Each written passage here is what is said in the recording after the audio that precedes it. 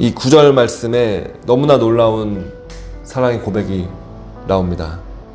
내 누이 내 신부야, 내가 내 마음을 빼앗았구나. 내 눈으로 한 번 보는 것과 내 목이 구슬 한 꿰매로 내 마음을 빼앗았구나. 신랑 되신 그분께서 신부인 우리로 하여금 교회를 향해서 이렇게 고백을 하시는 것입니다. 내 마음을 내가 빼앗았다. 네. 여러분, 우리는 바로 온 우주를 다스리시는 그 왕이신 주님의 마음을 빼앗은 자들입니다. 여러분, 우리에게 이러한 정체성이 있게 되길 원합니다. 어떠한 존재도 주님의 마음을 그렇게 빼앗을 수는 없었습니다. 유일하게 주님의 마음을 이렇게 빼앗을 수 있는 존재, 주님의 마음을 사로잡을 수 있는 존재, 주님의 마음이 온통 사랑하는 신부를 향해서 정말 푹 빠져 있는 것이죠. 그 유일한 존재가 바로 교회인 우리인 것입니다. 그래서 여러분, 교회는 그렇게 놀라운 존재입니다. 사실은 주님께서는 신부인 교회를 위하여 자신을 다 내어주셨습니다. 이 교회가 얼마나 소중한 존재인지 주님께 있어서 주님이 신부인 것이죠. 그렇기 때문에 우리가 교회이고, 또 우리가 교회를 볼 때 우리 말을 좀 아껴야 될 필요가 있습니다. 우리는 너무 교회에 대해서 너무 쉽게 말을 함부로 합니다. 그러나 그 교회가 정말 주님의 마음을 사로잡은 그 존재라는 사실을 우리가 기억한다면, 그리고 그 교회를 보실 때 물론 연약함과 아픔들이 있습니다. 그러나 주님의 마음을 사로잡은 것이죠. 그리고 주님께서는 그 교회를 보시며 나의 사랑 너는 어여쁘고 아무 흠이 없다, 이렇게 말씀해 주시는 것입니다. 그 모습이 우리의 모습입니다, 여러분. 우리의 모습을 보실 때 주님께서는 아무 흠이 없다고 말씀해 주시는 것이죠. 그리고 주님께서는 정말 교회인 우리를 그렇게 성숙한 자리로, 우리를 영광스러운 모습으로 변화시켜 가시고 인도해 가실 것입니다.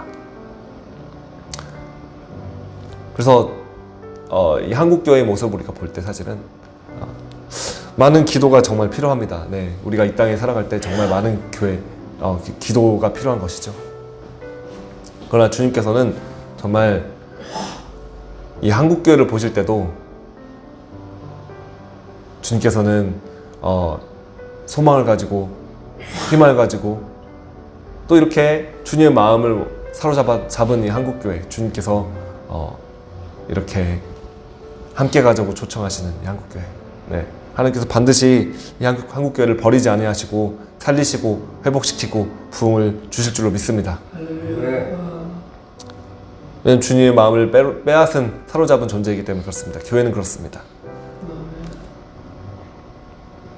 그리고 주님께서는 정말 1907년도에 평양에 대부흥을 주셨고, 이 교회를 세워 나가시며 또 지금도 교회를 붙잡고 이끄시고 인도하시는 분이십니다. 반드시 이 교회가 아름답게 변화될 것입니다. 그래서 주님께서는 계속 이 신부를 향해서 칭찬을 하시는 것이죠. 내 누이 내 신부야, 내 사랑이 어찌 그리 아름다운지. 내 사랑은 포도주보다 진하고 내 기름의 향기는 각양 향품보다 향기롭구나. 이번에는 처음에 이제 이 1장에서 이 여정을 처음 시작할 때 신부가 신랑을 향해서 주님이 사랑이 포도주보다 낫습니다, 이렇게 고백을 했습니다. 그런데 이번에는 또한 신랑이 신부를 향해서 너희 사랑이 포도주보다 진하다, 그렇게 말을 하는 것이죠. 우리의 사랑이 성숙하고 무르익어서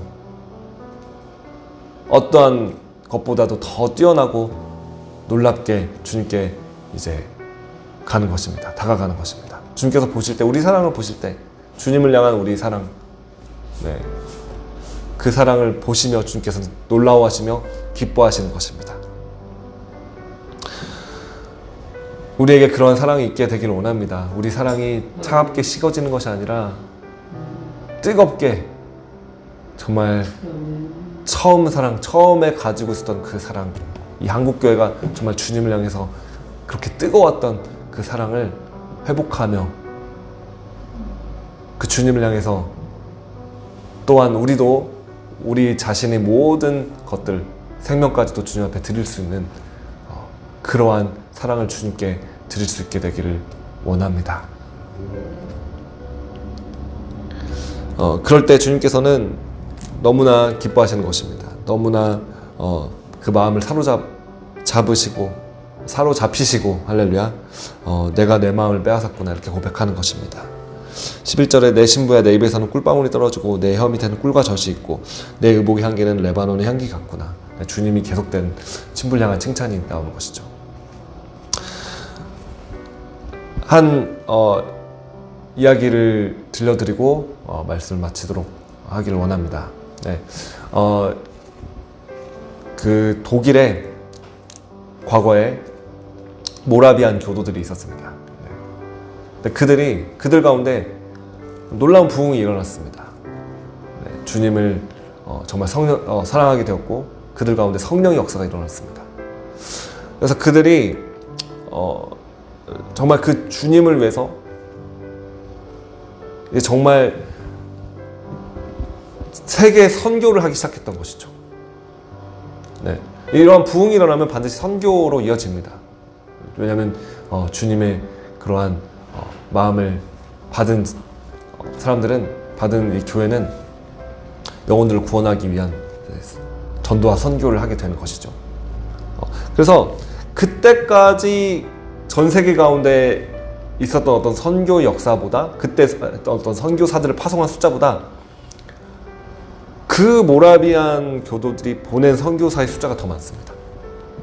어마어마한 선교의 역사가 일어난 것이죠. 근데 그때 다시 선교를 나간다는 것은 무슨 의미냐면, 오늘날처럼 이렇게 교통이 발달돼서 비행기나 이렇게 배를 타고 갔다가 다시 필요가 있으면 돌아오고 이럴 수가 없었습니다. 그리고 또 연락을 할 수 있는 수단이 없었죠. 네, 전화도 없었고, 네. 그리고 편지도 심지어 이렇게 전달되기가 쉽지가 않은 그런 시대였습니다.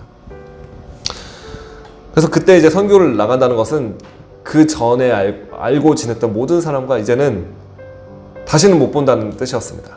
가족이었던지 간에 부모나 형제든지 간에 선교를 나간다라는 것은 이제 선교지에서 그곳에서 자신의 삶을 마감하고 이제는 천국에서 앞으로 보게 된다는 그런 뜻이 있는 것이죠.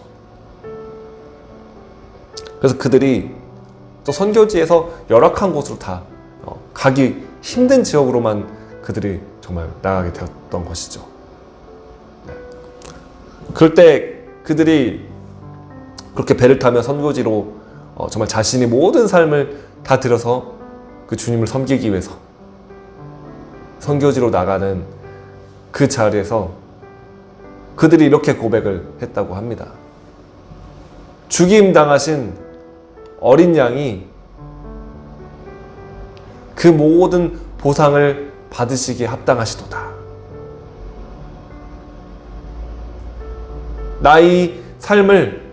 우리의 생명 자체를 정말 주님께 다 드려서 다시는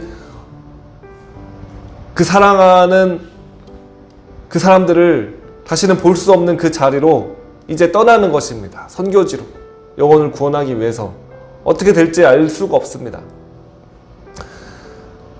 그러나 그 삶을 정말 주님께 드려서 그곳으로 가는 것이죠. 그러한 헌신, 그러나 그 헌신과 희생이 정말 아무것도 아니라고 고백을 하는 것입니다. 우리 어떤 공로가 아니라 죽임당하신 그 어린 양이 받으시기 합당하다는 것입니다. 그 보상을 받으시기에 주님은 합당하시다는 것입니다. 우리의 생명을 주님께 드릴 수 있는 것이 그분께 합당한 보상이라는 것이죠.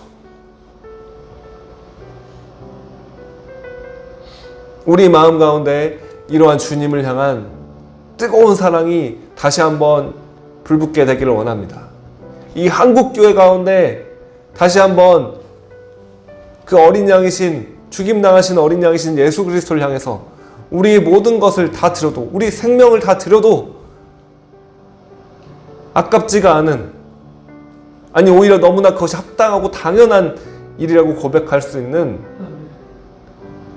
그러한 우리가 되기를 원하고, 그러한 한국교회가 되기를 원합니다. 그러한 교회가 신부인 것입니다. 그러한 신부가 주님께서 찾는 신부인 것이고,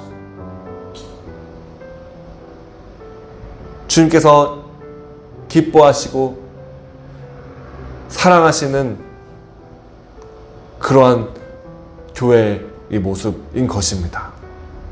다시 한번 그러한 성령의 역사, 부흥의 역사가 이 땅 가운데, 이 부산에서부터 시작되기를 예수님의 이름으로 원합니다. 기도합니다. 아멘. 말씀을 마치도록 하겠습니다.